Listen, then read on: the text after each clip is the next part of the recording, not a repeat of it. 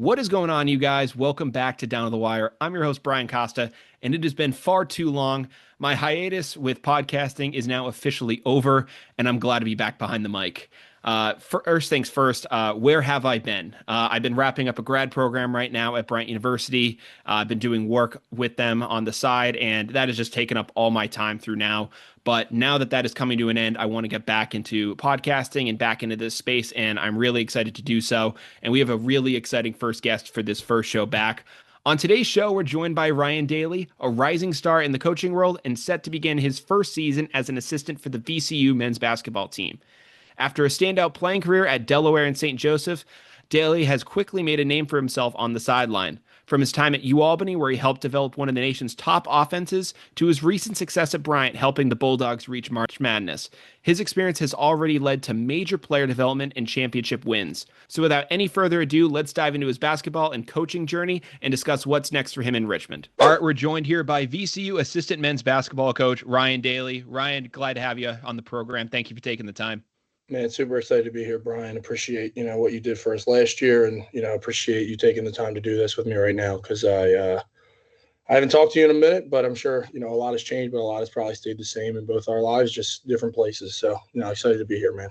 Absolutely, dude. I mean, it's been a while since I've talked with you, but when I was thinking about relaunching this podcast, you were one of the first guys that came to my mind just because of, your story and your journey as a coach and as a player and, kind of where you've gotten to. So I think for me, this was kind of the easy first choice for relaunching this podcast. So kind of starting off with that, how have you been? I know this has been a whirlwind of the past couple, months or so. Just take us through what it's been like down in Richmond. It's a great question, man. Thank you for picking me first. I think it may have been the first time I've been picked first for anything except for maybe like class clown or something dumb like that. But no, I've been good, man. Just adjusting to Richmond. Obviously, it's a little bit different than the area is obviously a little bit different than Providence and Albany and Philly. You're a little bit more south. It's hotter. There's more lightning strikes and thunderstorms and heat. But overall, I've adjusted well to that. And then obviously the big reason I'm here is VCU. So, I've been really good, man. I'm fortunate to work at a place like VCU with the history of players, coaches, administrators, just kind of everyone who's had a small part in building VCU to the brand that it is right now. And, to be in a position to help coach, in his first year navigate this opportunity is something that, it's exciting. While it's work. You got to work. You can't just get here and, kind of coast. You got to work even harder. And, I think we've been able to get a good group of guys, for this season. Obviously we have a larger staff now. We've added some people who have really helped in that department just, overall. So, everything's good, man. We're figuring it out. Summer session will end in a few days. We'll get, maybe a week, 10 days to debrief, and then you kind of report back for the start of regular school. And, from there, it's a sprint till March. It's an absolute sprint. Yeah. We'll kind of touch more on some of those other things too as we kind of go throughout the program. But, kind of just like talking about that transition down to Richmond, how has the community kind of welcomed you guys in? I know it's been kind of a whirlwind for them too, with, a staff kind of going out and you guys coming in. Just talk about how the Rams fans have really welcomed you guys. Well, yeah, I had my first taste of what VCU fans were as a player, so I knew how they were. But, being here, they're loud and they're proud, and, you're only as good as the support you get, and, I think this program is built off the fans and, their support for this place. I've had people stop me at, grocery stores. I've had people stop me outside my apartment and just say, yo, we're really excited for, the season. And, sometimes I'll have VCU gear on, sometimes I won't, but the fact that people are recognizing, us in that realm, and then, to come here and, I get it. Like they've had a few coaches leave who have, moved on to what they thought were better opportunities. Now, I don't know if there's a better opportunity in this world than VCU, but, I understand they lost Coach Odom, who did a tremendous job in his 2 years here. And, it's probably uneasy, especially when you're just so in love and invested with the program. But, they've made all of our jobs easier just by being supportive, coming to our radio shows, not ours, but coaches, being great with our guys. If they know we have a visit, they'll hit the guys up trying to, play their pitch into what VCU players mean to them and the community. And, there's no pro sports teams really that close. You got the Eagles 4 hours away. You got the Commanders an hour and a half, 2 hours. And then you got, Charlotte, the Panthers are about 4 hours south. So it's kind of like the biggest show in town. And, you definitely feel that when you're here. Yeah, I think something else that helps with that is the fact that, VCU as a school doesn't have a football team. So naturally, men's basketball is going to get elevated to that number one spot. Just how has that been like kind of being like you said, like that number one show in town, essentially? Yeah, no, it's been awesome, man. I'm familiar with the Atlantic 10, obviously, and all of our institutions kind of the forefront is basketball. I can speak where I played at. I know that's there's no football there. I know, Loyola Chicago. I think Dayton may have football, but you don't really know much more about the basketball program. Yeah. So for that, that's awesome. You don't want to be somewhere where the investment isn't. You always want to be first, but at some schools you understand you're not going to ever beat football at certain schools. And here, we're kind of the biggest fish in town, us and University of Richmond. And they've done a really good job with their program, since I've been alive. Coach Mooney, he's a Philly guy. He's done really well. But, I like to think that, there's enough fans in the area for two. And, we just kind of want as many fans and members of this community to support us because, I think that extra advantage during home games on Twitter with visits, just a bunch of stuff that connects. We want all the fans on our side. And, they're more anyone who really likes VCU, likes basketball, they're welcome to come around our program, welcome to, support us because, we play for the guys who came before us and the fans.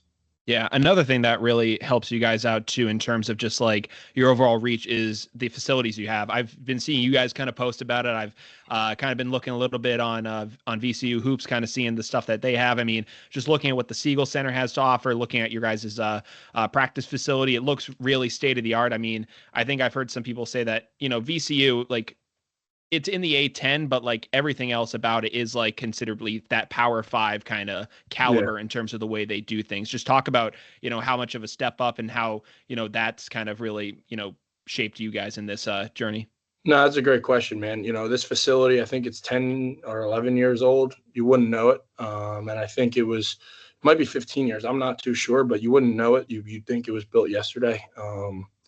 I think VCU is a lesson for other schools of what athletic success can do for an institution or a university. Obviously, their Final Four run with Coach Shaka, they had another good run where they went pretty far. Coach Wade followed it up with tournament appearances, which Coach Rhodes did, Coach Odom did, and like I said, we're only able to wear this gear and, all that stuff because of the people that built it before us. VCU wasn't like this before they had all that success. And there were people back then when I wasn't here and I was probably 8 years old that, poured in every day, just hoping that eventually they would crack and they'd make it. And, they made it and they kind of asserted themselves as a really, really big program on the East Coast and nationally. And, from the top down, from the president of the school to the athletic directors to the, janitors, chef, cooking department, everyone here is wired to win and they know what success is. So for us, it's okay, we're just coming off a tournament appearance. Let's kind of follow up what everyone else did and get there and,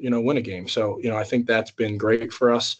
And, it better than us at Bryant, or wherever, if you're trying to win, you got to have all hands on deck and all boats rowing in the same direction. So I think we've done a good job of, understanding, who we're here for and why we're here, the older people of this town and this school, but also trying to put our own little spin on it and see what we can do. Yeah, I think, especially for you guys and especially for you in general, you've had that kind of experience with multiple different coaching stops. I know that you've been able to, see a bunch of different places. What about this, crew in general has really made it so special? I know that you have a lot of the Bryant guys that came down, like Coach Phelps, Coach Cole. You're also adding some new guys Phil's adding his brother Jimmy to the staff. And then you have some other guys too coming back in, like Luke St. Lifer, who was with Bryant during their 2022 run. Just to name a few guys, and then also some outside guys too. Just talk about how all those pieces have kind of meshed together, I guess, in this time. Yeah. So obviously, Coach won with us at Bryant. So, I think for him, it was kind of like a normal organic thing to bring us, and if the team found out, I think you may have been in the room when he told the team, you may have been outside the room with Tristan. He told, Mr. Smith was there, Bill Smith, and, he thanked him and, it was emotional. And then, if that happened at 11 a.m., then at 11:01, I was I was on my way to Richmond. Like, Yeah. you don't have time, in my opinion, to, soak it in. Like, I'll get with those guys at some point from Bryant, and, I've been better, but I got to get better with communicating with them. But, when you bring your guys, and obviously you bring, Jimmy, who's really, really smart, man. He's really, really organized. He's detailed. He was a no-brainer for Coach. Obviously, I've known him my whole life. Coach Brett Nelson, my former boss at Albany, was an assistant with him at Marquette. I've been familiar with him. He was a McDonald's All-American, played at Florida for Billy Donovan. He's been a head coach before. He's been an assistant at Marquette, NC State, had his own program at Holy Cross. That's invaluable experience. And then, also, Coach Phelps, Coach Cole, obviously we talked about they're winners, man. We won, and we obviously all came down together. And then, we added a few guys from VCU, or Brad was here last year, Brad Burgess and Brandon Roselle, but they know what it feels like to wear a VCU uniform, right? You can't put a price on that and playing in front of the Siegel Center. And then, Luke, Mike Parmy, Connor Gillis, Chip, we just added, Harrison Chipkin.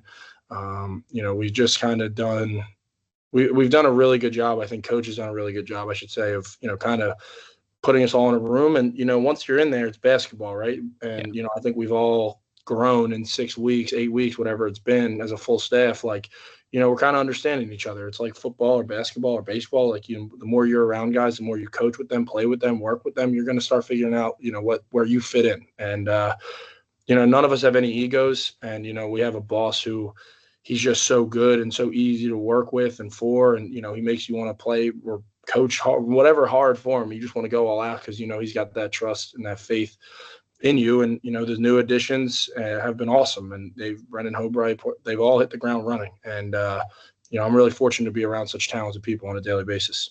You kind of alluded to it, talking about, Phil's transition in that meeting that he had with the team.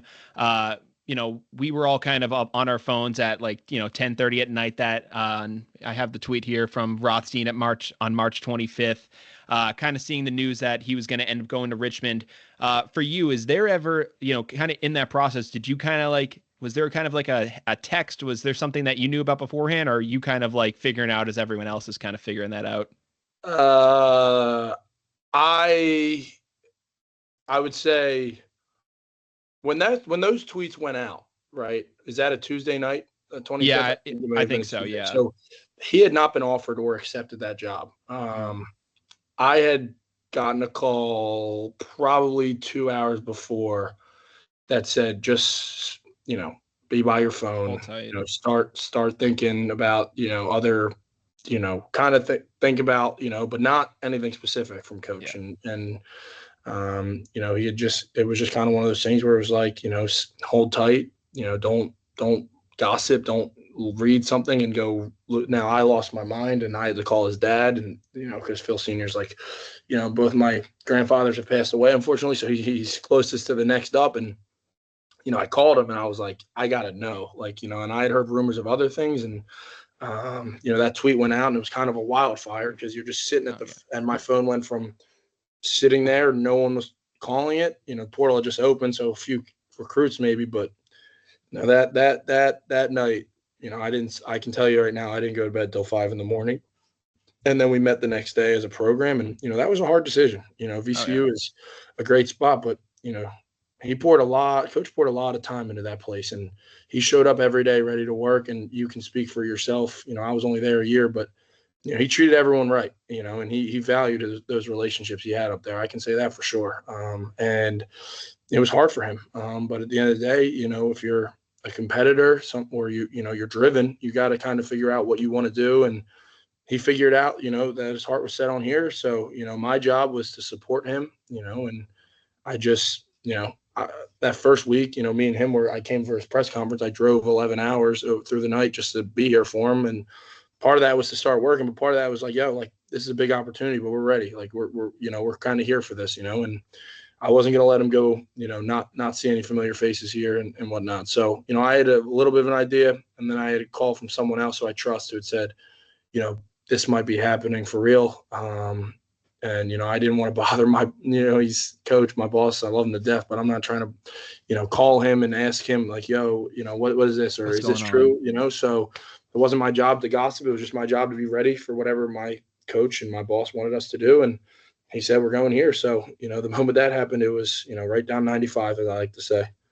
Yeah, no, I mean, that's crazy how it all transpired. I remember, we all came into the office the next day and we're in the basement. I forgot who it was. I think it was one of the interns that worked for us. He kind of said it was like I forgot what he said, but I think he just said everyone's kind of running around with their hair on fire down here. And I was like, I can't even imagine what's going on up in the suite when Yeah, that's going it was down. interesting, man. It was one of those things where I had never gone through it. My dad went through it as an assistant at Mm, Boston University. They had won the America East, and Penn State yeah. popped, and he had ended up moving on to Penn State. And I remember just like at 8 in the morning, my dad was going to work, and then by 11 a.m. he was on a private jet to Penn State. That's just how quickly things move in this world, as you know, in the Yeah. sports world. So my job was to support Coach and be there for him, and whatever he asked me to do, I was going to do to the best of my abilities at that time. Yeah, I mean, and like from my perspective on it, like I couldn't be happier for you guys, like having the opportunity. Like when I found out about that opportunity for you guys, obviously we were bummed that you guys were going to be moving on, doing your thing, but I think just given the opportunity for you guys to elevate and continue on your journey was, really exciting for me to hear and for you guys to hear, and just really excited in that area. And then kind of looking back at what Phil and what you guys have done at Bryant, and had done at Bryant, like words don't even speak to it. Like you guys really, helped change like the culture of basketball at that school. Like when I went to Bryant, and like these sports obviously still do resonate there, but it was primarily known for baseball and men's lacrosse is kind of was the bread and butter of the school. And during my time as an undergraduate student, I got to see kind of basketball start to go on the rise with that 2022 run, and seeing the gym packed out every night and kind of living that, and then coming in as a grad assistant and getting the chance to work for you guys and seeing the behind the scenes of it really made it special to kind of see how it all kind of came together. And this team that you guys, recently worked for is easily the best team that Bryant has ever assembled. You guys did a Yeah, great job. that team was really good. Now Yeah, looking back on it, that team had probably 5 or 6 guys at least who could have easily been at an Atlantic 10 or higher yeah, rotation starter. definitely. I got there in May, as I like to say. I got there in May, and Coach Phelps and Coach Cat and Coach Martelli, they did a really, really good job, man. Like it's a lot of work to get to a team that was. I mean, that team was dominant last year. We were Yeah, beating teams by an average probably of 9 to 12 in conference play. yeah, We didn't lose a game when we were fully healthy in league play. Like Ja'Kai Robinson didn't play at Vermont. yep, Pinzone didn't play the second half versus Albany. Like that team was a well-oiled machine, and that being in a place that, for me, really supported it was huge because there were times where we needed some support from some fans or some support with, all right, we have interviews now, but we have practice. Like, be patient with us. And I think it was a great team. Like everyone involved, you, Tristan, Jane, Sam, yeah, Mr. Smith, like even like the volleyball coaches who let us run over sometimes in practice time, and Coach Lynn, who was in our office, like giving us some idea. Like my 1 year at Bryant was awesome, man. It yeah. really was. It was a good spot for me because the people were so good and they really, really invested in everyone's success at Bryant. So I'm really grateful for that whole year. Yeah, I mean, for you, kind of just like, you had the chance to even just join Martelli's staff at Bryant. Like, I know you guys had the prior relationship with each other. You have those connections, like with the St. Joe's and being from Philly, and just all the different ways that your guys' families are connected. Just, what really intrigued you about him and his staff individually that just made you say, I want to be a part of this and, be a part of something special? So when I was a senior in high school, um, I was probably should have been recruited to Delaware when he was there as an assistant. Thought I should have been recruited to St. Joe's when his dad was a head coach there, to be honest. But they were always honest, and it's different when you grow up and you're going to St. Joe's camps, right? And you don't know anything, but then you get older, and when you're getting recruited, it's like all I want is the truth. I don't want coaches inviting Yeah. me to elite camps and not really caring. Like, you just are so, and for me, how competitive I am, you're just so almost desperate for real, genuine truth. And he was honest. He was like, we weren't going to recruit him or me. And then just to watch his journey, like for the last name that he wears, for him not to take any shortcuts and really go out and earn this on his own, like that was a no brainer. And I knew the roster they had built. I knew I knew what Timberlake and honestly, when I was at Albany, I thought Bryant would have won that first year if Earl didn't get hurt before the playoffs. Like, Yeah. he broke his finger, so they could have gone back to back, very likely. Yeah. And then I saw, okay, they're bringing back Earl, they're bringing back Pinzone, they're bringing back Kramer, and I played with Kayvon growing up, so I knew when he's healthy how good he was. I knew how good Connor Withers was, and then I knew Barry was going, and I knew the depth, and Keyshawn had flashed it, and Aaron and Jakai, like there was just so many, and I was just like, you know what, like I think my biggest impact on a program is because of the level I played at and as recent as I did, there's a sort of an understanding if they do, a little bit of questions and answers with me or do some homework online or whatever, they'll see like, I could play a little bit. And I thought, we met as a team, first team meeting, he said, why are you at Bryant? And I told Coach, and I don't know if he remembers this, but I said, and I've been in college basketball. That would have been my 7th year, or that was going to be my 8th year because I did 5 in college, 2 at Albany. I said, this will be my 8th year. I think this is the best chance I have to go to the NCAA tournament. And I just meant that. And I loved Albany. And, I just, for me, the idea of going to work for someone I consider family who did it the right way, who never looked elsewhere to try to leave when times were hard and really grinded it up. It was a no-brainer. I didn't know anything about Providence. I didn't know anything about Bryant. I just knew I wanted to be around good people, and I trusted that I would be valued and, in a sense that like I could get through to some of those guys who maybe needed it a little bit with my age and stuff. And, that's what gravitated me towards the job. And, being with Coach, like, I can't put a price on how happy I am for who I work for. And that's the God's honest truth. Like, there's nothing I can really say that like, there's not a day I wake up and work's a drag for me. Yeah. Even when I'm wrong and I hear about it at times when I need to, like, I know at the end of the day, like I know how his heart beats, and I want guys like that. I want to be working for them and learning from them. So for me, it was a no-brainer. Yeah, I think kind of getting the opportunity to travel with you guys at different points and see kind of how the team kind of operated. It really kind of gave me insight into how they worked, and it was just that all those guys, both you guys as coaches, but them as players, they just had the trust in one another that individually and in teamwork and kind of doing anything like that they were going to do, their whatever they deemed as necessary enough to get themselves ready for the games. And, once they hit the floor, it was all things, it was, full go.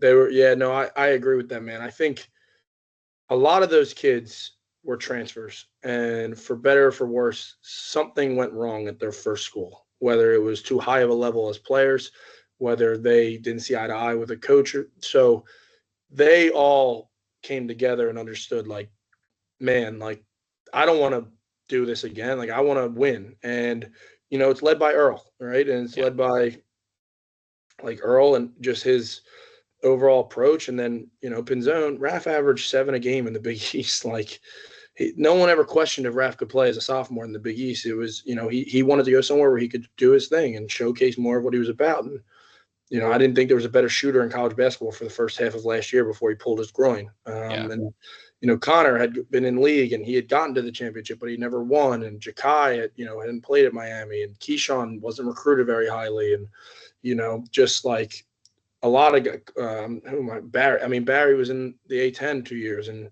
it's hard. I sent a text the other day to someone, who I really trust, the head coach of Division I school. We were talking about their roster, and I said, you got to understand, these kids are coming, they're a little broken, right? Like they have some things they got to get through, some mental blocks or physical limitations that, whatever didn't allow them to have the success they wanted. Like, you just got to be patient with them. And, our guys were patient with us. They trusted us, and they never questioned us. Even when they were probably frustrated, they just believed. And, I think everyone's had, Connor just signed a pro contract. Raf's been overseas for a minute. Like, Kayvon's getting married. We're here. Like, everyone bought in and everyone won, man. And I get the chills talking about it because it's real. Like, if you come together as a team, you can do some special things. And, that's kind of what our guys did, our boys did. And, everyone's life kind of changed for the better because of it. Yeah, it was really kind of just inspiring to see, kind of watching that. And, I talked about it again, like as a student, when I kind of got to see that first March Madness run, and, you're kind of viewing it as a fan, and you're just thinking about it from that perspective. But then, I can't even imagine from your guys' perspective, but just at least being able to, like, this time really kind of know the guys on the team and, know what they had kind of gone through, at least in some respect on my end. But, like, to see them kind of grow from that, and, from all the different moments to, get to that point and to win the America East last year, it felt like kind of just like such a release to kind of know that they were able to at least get that one and do it. Cause like you had said with Earl, like, he had the hand and, it was like, oh, they had the opportunity last year, but to finally get over that mountaintop and to get that championship, like just talk about for you guys, what a release and just what a rush that was for you guys. Yeah, it's an unbelievable feeling, man. And, any good coach will tell you that no one's a great coach without great players. So every day, our whole job from the top down, coach through the assistants, the volunteer to the GAs, everything was about those kids, and they know it. Even when they were mad at us, they know that we were, they know we were on their side and we wanted what's best for them. And, I think it's fitting that, like, Kayvon was hurt so often. Well, he comes back and he has a great playoff run. And Keyshawn was overlooked by certain schools in our league. He ended up having doubles against them in the playoffs. Connor was, whatever happened to Lowell happened. He was a big piece for us. And, Raph and Earl and everyone, man, it's just awesome to see those kids' hard work get rewarded, because those guys were some gym rats. Those were some damn gym rats. They were in that gym in that summer by themselves, 7 a.m. to 10 p.m., 9 p.m. every night. We would be there whenever we were allowed to, but they were some real grinders. They wanted it, and we wanted it for them. And they got what they wanted. They all have rings on their fingers. They have a banner that no one can take away from them, and they have memories that, looking back on it now that I'm done playing, I can tell them that, I know that they're going to be, wow, this was one of the coolest things basketball's ever done for me. And, Raf's in Puerto Rico. He still texts me like, thanks, coach, for everything. Like, seriously, Connor Withers sent me a nice message when he signed. Kayvon invited us to his wedding. Like, Earl's in the gym twice a week here, like, until he goes overseas. Like, it's just a lot of people who are involved, and there's a great appreciation for all of us, I think, who are involved. Mm-hmm. I mean, it was also just great to, for myself, and then also just getting the experience for those guys to, when they went off to March Madness and, we were on the plane to Cleveland and just kind of getting that whole experience of it, like seeing that was, kind of an unbelievable experience. I know that, you had talked about like not having the chance to do it, as a player and getting this. And I remember you and we had a conversation, I think it was at the open shoot around, right before the night before the game. And you kind of like said to me, and you were just like, this is like the coolest thing that I've ever been a part of in my career. By far. Yeah. I've had 35 points against top 10 teams in the country. I've had 40 in high school. I've had big time performances, man. And literally not one thing was even remotely close to that. Big wins I've been a part of, literally had control of with the, in games at times. That was the coolest thing. And I told my friends before the year, my family, I said, this might be the best chance I ever got to make the NCAA tournament because of how fragile it is. Mm-hmm. Dad was in college basketball 11 years, went once. Yeah. Brother's never gone. He's been in college basketball. He went D2, but at Temple, this is now year 9 probably combined with playing in the Division I level and, coaching and GA. Never been. Like, it's so rare and fragile. And so when you have it, you have to treasure it because you never know when it'll happen again. And that's kind of what I've done. I still, I gave my mom my tournament watch. I still watch like a lot of videos from that team last year, man, because you can't take away, a lot of people will forget how good Raph was in individual games. A lot of people will forget Kayvon's dunks. Like, he took over. But we'll forget about that. We won't forget going to Michigan, playing versus Michigan State in front of the whole country because we were the only standalone game that night, or the Bryant fans that had their flags going across. Like, those are the things you'll never be able to forget, in my opinion. And that's why, to me, it was the coolest thing athletically I've ever been. I'm not married and I'm not a father, so that's the best thing that probably I could ever tell you has happened to me. Yeah, it was such a surreal experience getting to be a part of that. Like, every just little piece of it, from the private charter out to seeing the police escorts to the games and just kind of getting to experience that. I was like, this is unbelievable. Just like seeing where a small school from Rhode Island can even get to at that level. It was just not even heard of, call it 7 years ago at this point. Like, it was not even something that could be a dream to anyone. And to see that come true, not once, but twice, is unbelievable. Yeah, no doubt, man. Special. Winning is special, especially when you do it with guys you like. Yeah. You can always be a great teammate, coach says, and we had a bunch of guys who wanted to play. We had guys who probably thought they should have been playing more, but Cam Ferris was really, really good in the summer. He hit a lull and he wasn't in the rotation. He was in and out, in and out. Best teammate ever. Best teammate ever. We'll never forget that. We'll never forget how good of a teammate he was when he probably wanted to be out there, probably deserved to be out there at times.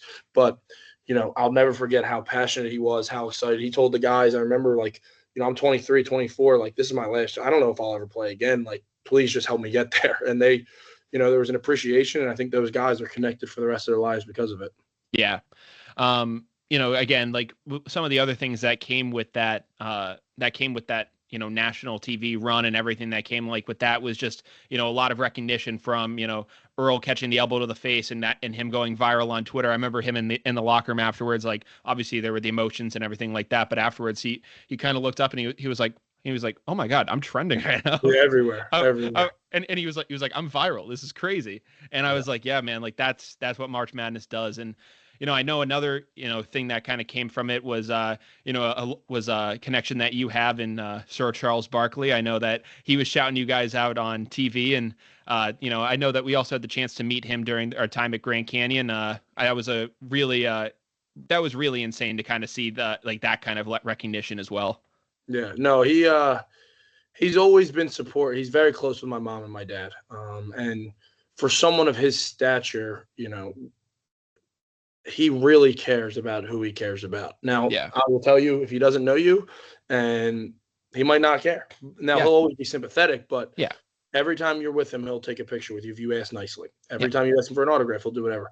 He's as humble and down to earth. And, I was sitting I think we got back from shoot around, and Kenny had said something like, what's intriguing? He was like, I want to shout out, Bryant Bulldogs, Phil and Ryan, because he knows us really well, both of us, because he's a Philly guy through playing and retiring here. He's from Alabama, obviously. But my phone lit up then, too. I was like, oh, well, I'm trying to get ready for the game because I think I'm a little crazy competitive. So I'm like, just breathe. And 4 hours before tip, and my phone, to see that, after he came to Grand Canyon to speak to us when we lost by 60, I texted him. I wanted to, kick his ass. Like, you jinxed us. We went out there and you just made us look like clowns. I guess they were still in shock from seeing him. And then when Kevin Durant walked in the building for us, but just for him to do that, man, meant the world. He rocks with who he rocks with. His people are his people. And, we've had a good relationship. I was texting him I was probably texting him, I don't know, maybe 2 weeks ago about his golf swing. They were saying he was the longest. Yeah, July 10th. Like he was saying, they wrote an article about how he can't play golf. And I was like, come on, man, I know you can. So just to have that relationship with him, and it's not like he doesn't need anything from me. And I think the reason he likes me and my bat, we've never asked him for anything. And for him to do those things, and he showed up and you got pictures of it. Like he answered everyone's question. He took pictures with everyone. Like that's just who he is. And like I said earlier, like you just want good people around you. You don't care how rich, how famous, how successful, or how, nobody someone could possibly be. If they're good people, you want them in your corner. And, that's what he is. And I'm fortunate enough to have someone like that on my side because, he's a good man with a great heart. Yeah, I think, one of the big takeaways I took from that meeting that he had when he met up with the team in Arizona, and I just remember, first of all, when you called me and Sawyer, and for people who are aware, were you doing were you guys out of the truck like unloading stuff? Was that you, or that was Riley and them? Yeah, that was Riley and them. So I called you down to the room. Yeah, so people who don't know the podcast, Sawyer was our video guy at Bryant, and we're up in our hotel room, and Ryan ends up calling us, and you're just like, hey, get down to the film room and just bring your cameras, and that's all you said on mine. I guess you did tell Sawyer like, hey, Charles Barkley's here. So Sawyer turns around and he goes, I guess Charles Barkley's in the hotel room, and I was like, what? Like, what are you talking about? And he was like, yeah, Ryan just told me. I was like, so I kind of had a little bit of time to process. If not, I think I would have like actually passed out. I would have been like, what the hell? I would have been like, what the hell's happening? Yeah, but I will do that to you, man.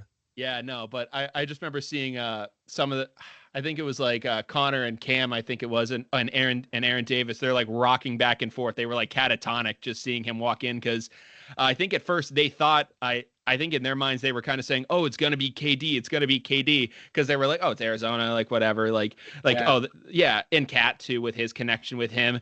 And then they see Charles Barkley and their minds. Yeah. I'll see if I can add some into this clip on YouTube and post if I can find them. But just absolutely hilarious seeing them go like that. But I think the biggest takeaway I had from that time he spent with them was that you see Charles Barkley on TV and, they see him as like, oh, it's the Chuckster. And like, he's kind of the big kind of, comic relief on Goofball. the show. Yeah. And he's the goofball and he does all that stuff. The Charles Barkley in that interview was Charles Barkley, the player that you used to see back in the 90s. That was kind of the big takeaway when he kind of sat down. He was just like, all right, guys, let's talk ball. Let's talk whatever you want to talk about. And, he was a straight shooter. And I was like, that was the big takeaway I got from that. Yeah, you're right, man. And that video, I know exactly of Aaron, Connor, and Cam. You should send that to me if you have it on your phone still after this, because I want to see that. I was watching that all the time when it happened.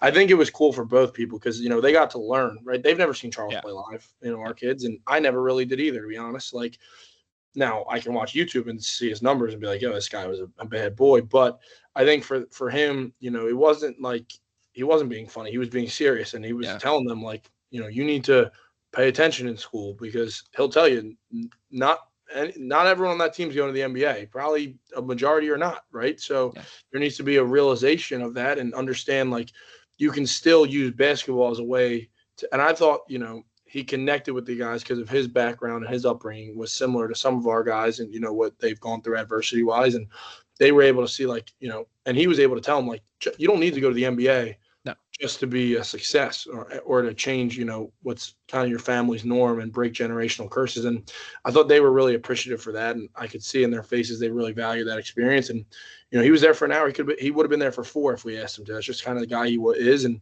if his words could have changed one person's life or one person's thought process, and I had changed mine at times, and then it was a success in his mind. And, he helped, help people. And that's kind of all Charles wants to do.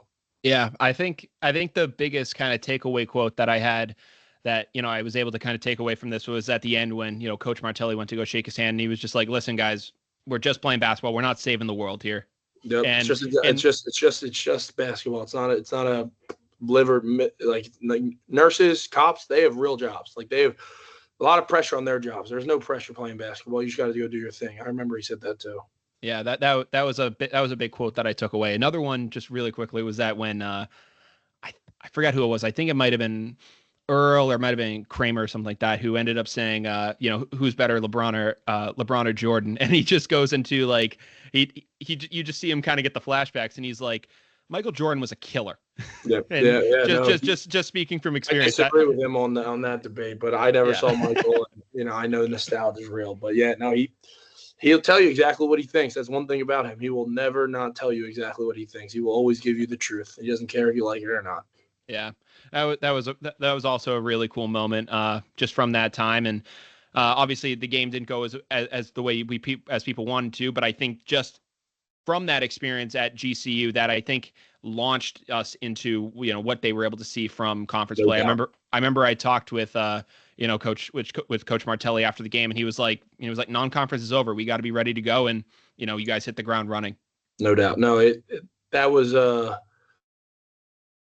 a combination of multiple things, and you're a 4-hour flight from home. It's right after Christmas. It's everyone in basketball will tell you that no one likes that game, and we went out there, we took our lumps, and it was we didn't have Raf, and it was kind of game 5 or 6 in a row without Raf. And, Raf, in my opinion, was so valuable because of the way he could score and the threat he posed, and you couldn't help off him and leave him open. So it opened driving lanes for Earl and Barry. And, I think that everything came to a head there, and it was like, yo, we have to figure this out. There's no other option. We can't just sit here and not figure it out. We're not going to get blown out. And from that moment on, that's when the next game we played Maine and then Vermont. And then we went to Albany. I think we won. We started out 8-0, and guys came together then, and they were just like, we're not going to crumble. We're not going to let, other things get in the way of what we want. And, they band together, and that's what happened.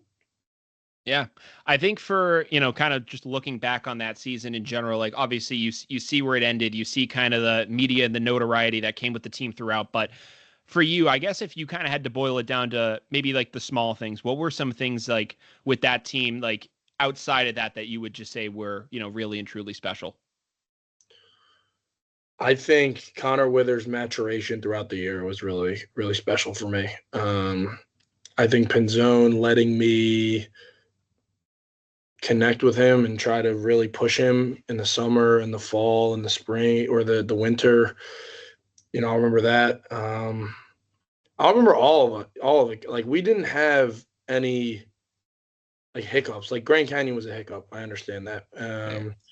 But I remember like we're in Chattanooga. We played our third game in 4 days, and dudes are tired. They didn't complain. They were on film on time. I'll remember, and then I'll just remember like the playoffs, the anxiety of win or go home. And UMBC was tough, and Albany we had lost to, and we played UMBC tough both times before we got to Maine. So I just remember like guys running back if we win, checking their phones to see who wins. What are the standings now? Like who we play? Like things like that you can't take for granted. And then to cap it off with a championship, it's some words will never do it justice how awesome it was. Yeah, I will say that first point you made about Connor Withers and his maturation last year can't speak enough to about the success that team had, because there would be some games in there like up at UNH where maybe Earl isn't able to get to the rack as much, and Connor do his thing, and he goes off for 27 most points. Underrated player I've ever been around at Yeah. any level. Seriously, the most underrated. I didn't realize it from afar until I was in the gym with him. I tell him this all the time. I had no idea how good you were, and probably because sometimes you got in your own way. And I tell him that honestly. And his growth has just been, he just signed pro overseas. I have the chills talking about it. I almost got teary eyed. Don't tell him that because he likes messing with me. We talk all the time. He's come down here and seen us. Like he's grateful. We stuck with him. And he proved us right by sticking with him. So things like that, man. It's all about the people, man. If you see people grow, you see people come together, you see people have fun and, get where they want to get to, especially younger kids and kids who were in my position 4 or 5 years ago, there's nothing better than that. Mm-hmm. Yeah. I can't but agree with that. I think that, that was a major factor in the success last season. You talked about your relationship with Raph. I mean, obviously everyone's going to remember the 3-point shooting and just him, kind of being bombs away. I remember his logo 3 at March Madness, especially, but I just remember too that he had the ability take over games. Well, to take over games, but even when the 3-point shot wasn't going, he had the ability to create shots for himself. Like I remember, I think it was against UNH. I don't know if he had a 3-point shot in that game or a 3-point make in that game, but he finished with 18 points. Like he was just getting.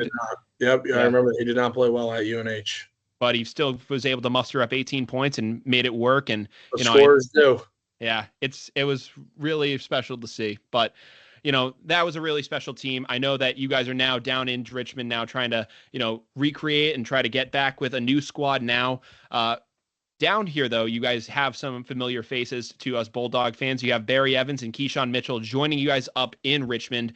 I want to talk about, how you think that they're going to fit, because I think that, Barry Evans, like you said, was a former A-10 player. I know he kind of had his moments at St. Bonaventure, was able to come to Bryant and really thrive. Kind of starting with him, how do you think that he's going to do in his second go-around in this conference? Really well. Really, really well. There's something there. I think that sophomore year for people is a weird year, and you either go in this landscape, not most of the time, but you either kind of know what you are. I think, you're kind of labeled by the time Christmas of your sophomore year, because you're about 40 games into your career. They've seen 150, 200 practices of you. Your staff has an idea what they think about you, and Barry was someone that I watched a lot of Atlantic 10 basketball. Barry's grade is the best analytical defender in the Atlantic 10 as a sophomore. That people don't know that. So when he came down to Bryant, it was like, we know he'll be good defensively. What I didn't know is he would develop the ability to shoot the ball. And Nick Schmidt, Coach Cole, they did an unbelievable job with him. And Barry's now a confident shooter, and his athleticism never changed, and he's naturally a passer, and he's what basketball players look like. He's 6'8", he's got long arms, he jumps high, and he can switch everything. So, and he's a fantastic kid and one of the nicest, sweetest kids I've ever been around. He has a heart full of gold. He wouldn't hurt anyone's feelings. So I think he's going to do really well, man. I think he's going to do really well. And he fits the mold of what a VCU player is in your brain. When you think about VCU, the pressing, the athleticism, the dunks, that is Barry Evans. Yeah, I just remember last year, you could see the growth throughout the year with him. And just kind of see, where he started as a player and where he ended towards the end of the year. It's two completely different players at that point. And then, you're able to see kind of him and his really, rise at Bryant. The other guy now joining you down in Richmond is Keyshawn Mitchell. Obviously, like you kind of talked about him earlier. He was a guy that maybe was under recruited at some schools. Way under recruited. I Yeah. can shoot myself in the foot not knowing who he was when he came out. Not that I would have beaten Bryant for him, but really good player. Really, really good rebounder. Great kid. I mean, his parents did a terrific job. He's done a terrific job getting himself to this point, seriously, and on and off the court, just like figuring it out life. And, and he's a special one, to me. And I just really like that kid. And as a player, he's 6'9.5", 6'10". He can shoot the three. He can handle. He's more fluid than most 6'9" guys are with the ball in his hands. He's not very strong right now. He wasn't very strong last year, but he's got a relentless attitude on the glass. And, he's a hard one not to root for. And he's adjusting well. He's gaining weight. He's eating meals, like full meals, and nutritionist, and he has access to things here that he's never had in his life. So his eyes have been opened up, and couldn't be more happy to have Keyshawn with us because, he's everyone's favorite goofball, as you know. He's just a good kid, man, with a good heart, and he wants what's best for everyone around him. And, those are two guys that I'm really, really proud of how far they've came, and I'm also happy they're with us because I love those boys. Yeah, I would say he's definitely a guy that I think, especially if he can reach his full potential, he has a chance to be incredibly special just because of that height. And like you said, we are starting to see that 3-point shot really come together as the year kind of went on. I just remember, in the conference championship game in general, just that, three hit over by Urias's bench that really kind of felt like that was going to be like, obviously. Yeah, I mean, it kind of felt that way. It kind of just felt like that was like when he started hitting, I was like, oh, they're about to blow this thing open. And that's kind of the way it went after that. So yeah, he's good, man. He's talented. Yeah, I think he has a chance to really pop with you guys. I was wondering where you guys kind of thought maybe he'll factor in. Like, I know that he has kind of been, leaner in the past. So I was wondering, maybe is he a guy that, you think will be able to factor in early? Is he a guy that you're going to try to have to work and develop more? Where do you kind of see him right now? He can rebound. So you can always play if you can rebound, if that makes sense. You can always play if you can rebound. So, we haven't – it's so new in the summer. We've only gone live 5-on-5 probably 20% of the days. We haven't really done so it's a little early for that. But I can tell you that his rebounding's translating and his body's growing. And like you said, that potential's real. And, the way I think this has been great for him because he's seen the former pros that have came back. Like Bryant Weber's been back. There's been 10 to 15 other European guys that can tell him what it looks like. While in high school, where he grew up in New York City to Connecticut, there wasn't a lot of people who were able to tell him what it looks like. He's now able to absorb that information. And he gets better. He's a baby giraffe. I keep telling him he's a baby giraffe. He gets better every day as he gets more strong. Like, I love that kid. So, I'm proud of how far he's came in the year that I've known him, but also how far I think he can go. And, he's so coachable that success will be in his future.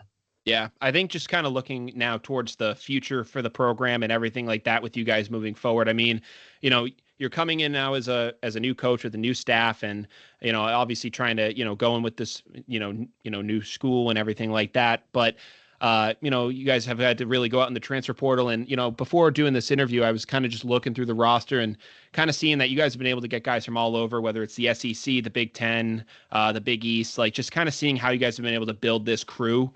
Just talk about how this has all come together and how the guys are really meshing. They're meshing great, man. They are great. So we brought in a bunch, but we also, the old staff, there was a few guys here who played last year, Mike Bell, Christian Furman, Brandon Jennings, Terrence Hill, Obi Okafor, Jordan Tillery was signed with them. So that's 6 guys. And, we have 14 on rosters. That's almost half were already here. So they kind of know what it looks like here. They know what VCU is about. They know what is expected by the fans that we talked about. And I think they've done a really good job of leading. Brandon Jennings has had a really good freshman year. He's stepping up. Christian Furman's won a lot of games. Michael Bell's won a lot of games. Terrence Hill was in college 1 year, won a championship. So I think that those are the first guys that should be highlighted because they really did a good job of being coachable to a new staff where it's an uneasy feeling. I dealt with that as a player. And then to see the guys we brought in, we're tremendous. We're excited about where we're at right now. Now we're nowhere near a finished product. And, we haven't really put in much offense or defense. I think the biggest thing is that, and I felt like at Bryant that was so unique to me was that our guys got along really well, and they got along really well early on in that summer. And people can say whatever they want, and talent does win. I agree. Talent, you need guys. You'll never win if you don't have guys, but you also need some chemistry and understanding that this guy to my left and this guy to my right, like when things get difficult, because throughout a season they will, whether it's practice, conditioning, lifting, games, grades, anything, you got to know the people next to you, in my opinion, are with you. And I think that's what our guys have done a really good job of being together so far. I think they're really close already. We've brought in, 2 freshmen. We have one graduate student. So we're not super old. We're young and we're impressionable. So the more time they've spent together, the better it's translated to the floor. And you can see from week 1 to now week 8 kind of the direction and the vision that we have as a staff kind of being implemented. And now the players got to do their thing. They got to lead it. They have to be this, kind of like we can tell them, but we're not out there doing it. You need guys to hold guys accountable, and we've had that so far. So I'm really pleased with where we're at as a group. I think we're versatile. I think we can guard, and I think we just got to play tough and mean and competitive, and let the chips fall where they may. Yeah, I'm really excited to get to see you guys get to work. I know that you guys will be able to make a return to the Ocean State in some sense. I know you guys will have an away game up at URI.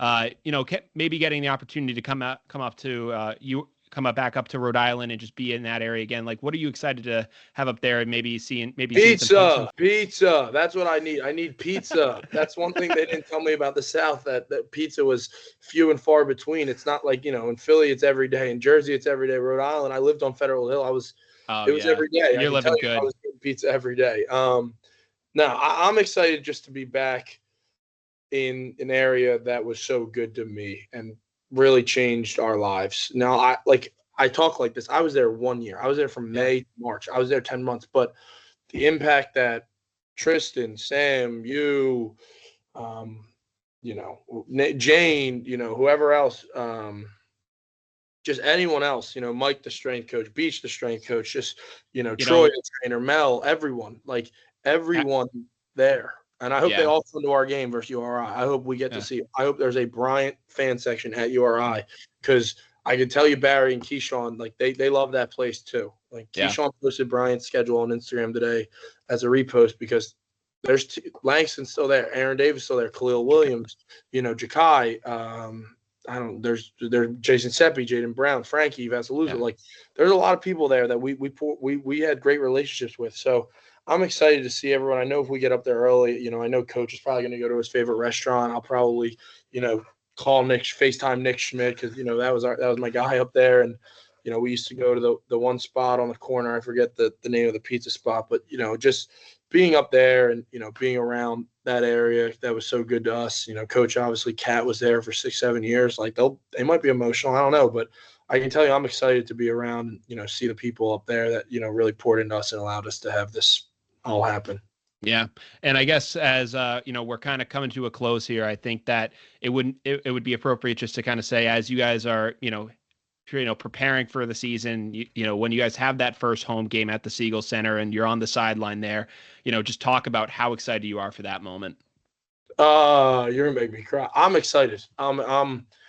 I stopped playing basketball at a time where I could have gone overseas, and I jumped off a cliff basically with my career. And, it's funny when there's a lot of people asking about you, calling you, making sure you're all right. And then you kind of change what you do. You don't play, and it's just a different world. And there were some long days the last 3 years, 2 in Albany, 1 in Bryant, where it was like, I'll tell you, after Grand Canyon, I didn't think I would be here, and I didn't think I'd be at this level yet. And I think for all of us, man, we're going to have goosebumps, everyone will have goosebumps, freshman, sophomore, returner, new guy. But, for me, I know I'll have goosebumps because there were some long days in the last 3 years, whether it was driving vans at 5 a.m. or and dealing with whatever. And, Brian, it was, guys, we lost some games that we shouldn't have lost.